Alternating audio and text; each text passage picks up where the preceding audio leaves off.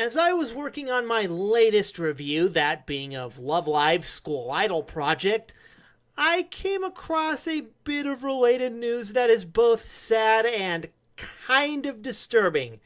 It kind of fits in the topic of my next review. So the other day, 20-year-old Japanese pop idol Mayu Tomita, not to be confused with an AKB48 singer of the same name, was stabbed 20 times by a stalker by the name of Tomohiro Iwazaki. During the attack, she was repeatedly being stabbed in the chest and neck. Mayu Tomita was stabbed during an event she was attending in Kogane in western Tokyo on Saturday around 5 p.m., according to NHK. According to multiple local reports, police say that Tomohiro Iwazaki, 27, confessed to the crime and was arrested after witnesses said he attacked the young star. Mayu Tomita herself is currently in the hospital in critical condition. Tomohiro stated that his reason for doing so was because she rejected a gift he gave to her in the form of a wristwatch. The local police said that he is currently being held and is facing a charge of attempted murder. Okay, dude, what the hell is wrong with you? 1. I don't think her managers would consider it appropriate for Japanese pop idols to accept gifts from male fans. Hell, Japanese pop idols aren't even allowed to date or have personal lives for that matter. 2. She doesn't even know you, so she has every right to turn down your gracious offering no matter how well-intentioned it might be. And even though she did reject your gift you sent to her, calm the hell down, it's not the end of the world. 3rd, where the hell was her security entourage when this happened? Were they sleeping on the job or sitting out in a corner somewhere getting drunk?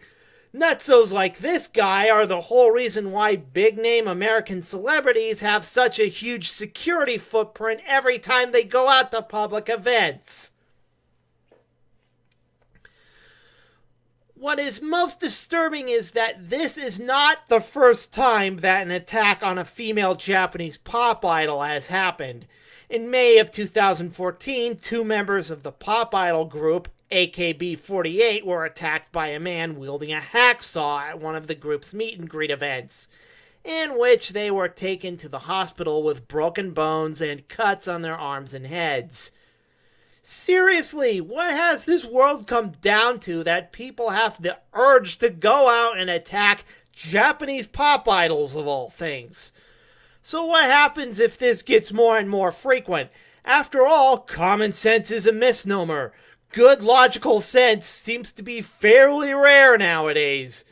In today's crazy climate and how quickly basic sanity is deteriorating throughout the world, I wouldn't be surprised if it did.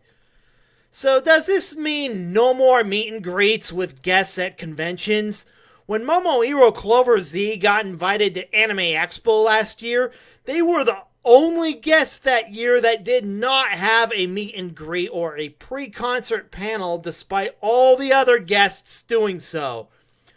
Oh gee, after the AKB48 incident, I wonder why that happened. So does this mean Japanese pop idols should start collecting hazard pay if stuff like this continues?